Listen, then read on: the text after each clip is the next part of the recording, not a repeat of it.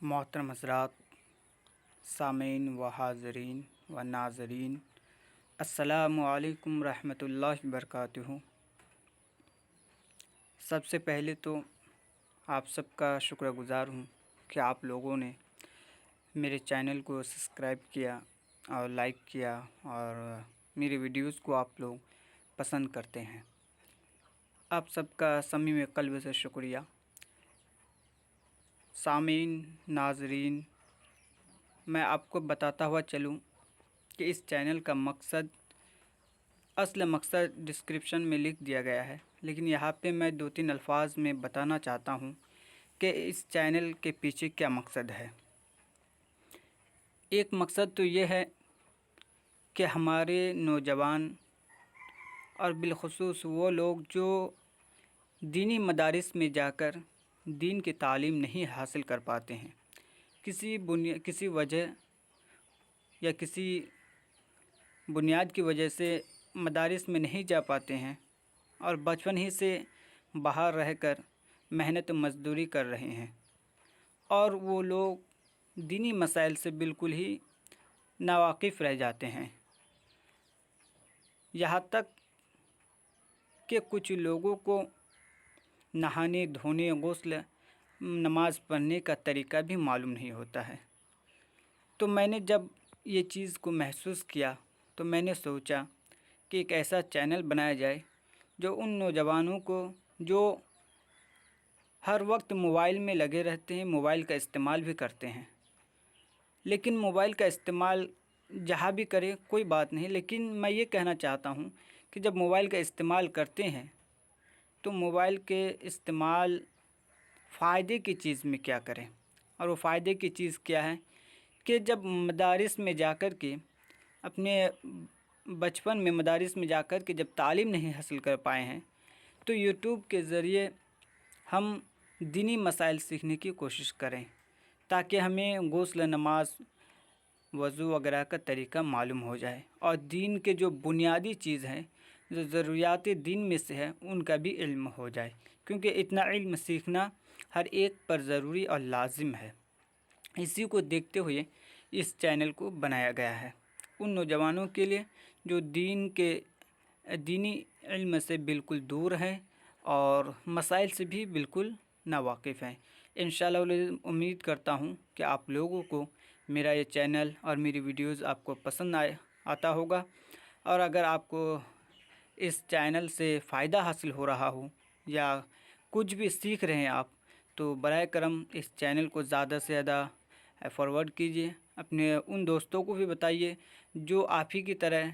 दीनी उलूम से बिल्कुल दूर हैं और दीनी मसाइल से बिल्कुल नावाकिफ़ हैं, ताकि वो लोग भी इल्म दीन हासिल कर सकें। तो सबसे पहले एक मुसलमान के लिए क्या ज़रूरी है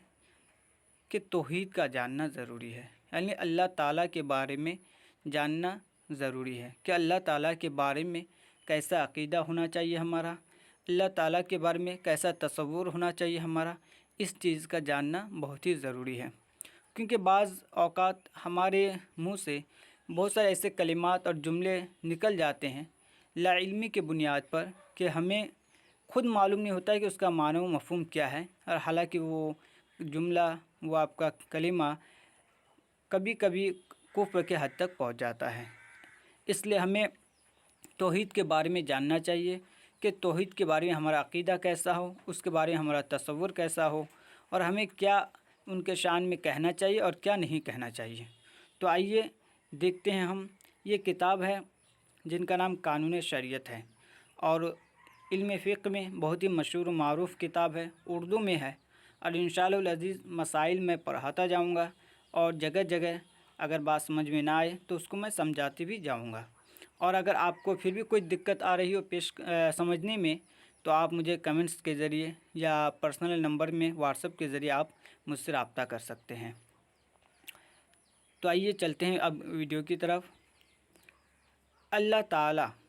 की ज़ात व सिफ़ात के अक़ीदे, यानी अक़ीदा का बयान है और अल्लाह ताला की ज़ात और सिफ़ात के अक़ीदे के बारे में है कि अल्लाह ताला की ज़ात और सिफ़ात के बारे में हमें कैसा अक़ीदा रखना चाहिए।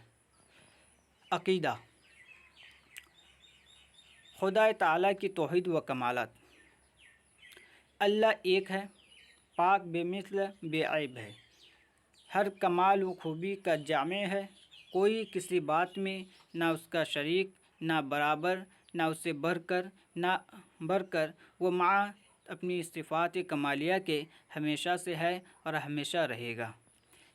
اس عبارت کا مطلب یہ ہے کہ اللہ یعنی مسلمان کا عقیدہ یہ ہونا چاہیے کہ اللہ ایک ہے، اس کے علاوہ کوئی دوسرا عقیدہ نہیں ہونا چاہیے، اور اللہ کی ذات تمام عیوب و نقائص سے پاک و صاف ہے، اور ان کے ذات تمام خوبی اور تمام کمالات کے جامع ہے، اور نہ ہی اس کا کوئی شریک ہے، یعنی اللہ کے برابر کسی کو شریک ٹھہرانا یہ کفر ہے۔ اس لیے مسلمانوں کا عقیدہ ہے کہ اللہ کے ذات یا صفات میں کوئی بھی ان کا شریک نہیں ہے، اور اللہ کی ذات ہمیشہ سے ہے، یعنی ایسا نہیں ہے جیسے کہ انسان پیدا ہوتا ہے پھر مر جاتا ہے، ایسا نہیں، بلکہ اللہ کی ذات ایسی ذات ہے جو ہمیشہ سے ہے اور ہمیشہ رہے گا، یعنی اس کے لیے فنا و بقا کوئی چیز نہیں ہے، بلکہ اللہ تعالیٰ کی ذات ایک ایسی چیز ہے کہ ہمیشہ سے ہے اور ہمیشہ ہی رہے گا۔ اس کے علاوہ جتنی بھی چیز ہے ان چیزوں کا وجود ہے، یعنی ان چیزوں کو فنا ہونی ہے، یہ بات یاد رکھیں۔ ہمیشگی صرف اسی کی ذات و صفات کے لیے ہے، یعنی ہمیشگی رہنے والی ذات اگر کوئی ہے تو صرف اللہ تعالیٰ کی ذات ہے، اس کے سوا جو کچھ ہے پہلے نہ تھا، جب اس نے پیدا کیا تو ہوا، وہ اپنے آپ ہے، اس کو کسی نے پیدا نہیں کیا، یعنی یہاں ایک بات ضروری ہے کہ اللہ تعالیٰ کو کسی نے پیدا نہیں کیا، اور نہ ہی ان کے اولاد ہے، نہ ان کے ماں باپ ہے، نہ ان کے اولاد ہے، نہ بھائی بہن ہے، بلکہ اللہ تعالیٰ نہ کسی سے پیدا ہوا ہے، نہ اس سے کوئی دوسرا پیدا ہوا ہے، بلکہ اللہ تعالیٰ اکیلا ہے، ہمیشہ سے ہے اور ہمیشہ رہے گا۔ نہ وہ کسی کا باپ، نہ کسی کا بیٹا، نہ اس کے کوئی بیوی، نہ رشتہ دار، سب سے بے نیاز ہے، وہ کسی بات میں کسی کا محتاج نہیں، اور سب اس کے محتاج ہیں، یعنی اللہ تعالیٰ کسی کے محتاج نہیں کہ بندے کو جو پیدا کیا ہے بندے اعمال کرے یا برے اعمال کرے، اچھے اعمال کرے، ان اعمالوں کا اس سے کوئی تعلق نہیں ہے، وہ بندے کے حق میں فائدہ مند ہے، اللہ تعالیٰ ان کا محتاج نہیں ہے، نہ ہی ان کے اعمال کا محتاج ہے، اور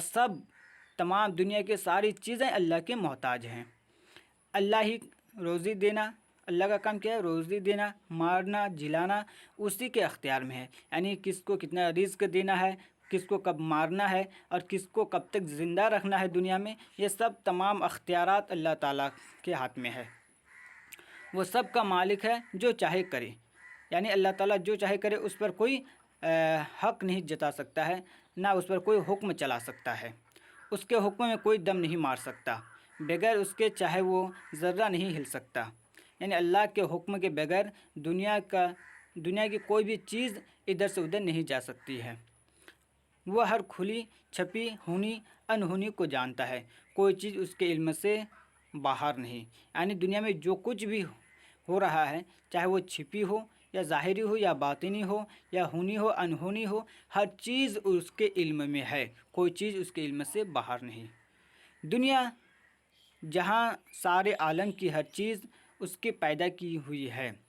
دنیا کی ساری چیزیں، چاہے وہ جتنی بھی چیزیں ہیں، انسان ہو، حیوان ہو، جانور ہو، جتنی بھی چیزیں ہیں، سب کی پیدا کرنے والا اللہ تعالیٰ ہے،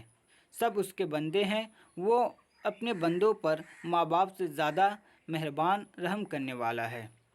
گناہ بخشنے والا، توبہ قبول کرنے والا ہے، یعنی اللہ ہی بندوں کے گناہوں کو بخشتا ہے اور توبہ بھی قبول کرتا ہے،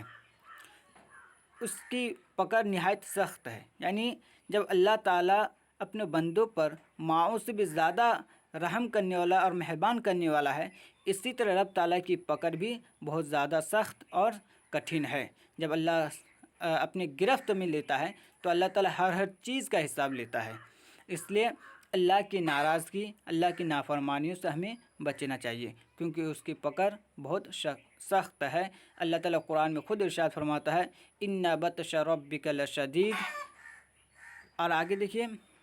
جس سے بغیر اس کے چھڑائے کوئی چھوٹ نہیں سکتا، یعنی اللہ کی پکڑ اس طرح سخت ہے جس کے کوئی بھی چاہے اگر اس کے پکڑ سے کسی کو آزاد کریں تو کر نہیں سکتا ہے، سوائے اللہ تعالیٰ جس کو چاہے اس کو چھوڑ سکتا ہے۔ عزت ذلت اسی کے اختیار میں ہے، یعنی انسان کو عزت دینا، ذلت دینا، یعنی انسان کو بلندی تک پہنچنا، پستی تک پہنچنا، یہ اللہ ہی کے اختیار میں ہے۔ کوئی بھی انسان کسی انسان کو نہ عزت دے سکتا ہے نہ ہی ذلت دے سکتا ہے، یعنی اس کو بلندی تک پہنچانے کا کام اور پستی تک پہنچانے کا کام صرف اللہ ہی کے اختیار میں ہے۔ جسے چاہے عزت دے، جسے چاہے ذلیل کرے، یہ اللہ ہی کے اختیار میں ہے۔ مال و دولت اسی کے قبضے میں ہے، جسے چاہے امیر کرے، جسے چاہے فقیر کرے، یعنی انسان کو جو رزق ملتا ہے اور مال و دولت دیا جاتا ہے یہ بھی اللہ تعالیٰ ہی کے رحم و کرم ہی سے انسان کو ملتا ہے، اور کسی بھی انسان کے چاہنے سے کچھ نہیں ہوتا۔ رب تعالیٰ جسے چاہتا ہے مال و دولت سے نوازتا ہے، جسے چاہتا ہے فقیری عطا کرتا ہے۔ تو دوستو آج کی ویڈیو یہیں تک ہم ختم کرتے ہیں۔ انشاءاللہ العزیز میں امید کرتا ہوں کہ آپ لوگوں کو یہ ویڈیو پسند آیا ہوگا، اور آپ لوگوں نے جو بھی میں نے عقائد کے بارے میں جو پہلی ویڈیو ہے یہ میری بتایا ہے اللہ تعالیٰ کے بارے میں، اسے آپ سن کر کے اپنے دل و دماغ میں بیٹھانے کی کوشش کریں۔ ایسی چیز کو صرف سمجھنا ہے اور اس پر عقیدہ رکھنا ہے کہ ایسا ایسا ہے۔ انشاءاللہ العزیز پھر ہم نیکسٹ ویڈیو میں ملیں گے اس سے آگے، اور میں یہی گزارش کروں گا کہ اگر آپ میرے چینل میں نئے تشریف لائے ہیں، نئے ہیں، تو آپ اس کو زیادہ سے زیادہ شیئر کریں اور اس ویڈیو کو آخر تک دیکھیں اور لائک شیئر کرتے رہیں تاکہ سب کو فائدہ پہنچے۔ اس چینل کا مقصد ہی یہی ہے کہ دینی مسائل کا سیکھنا۔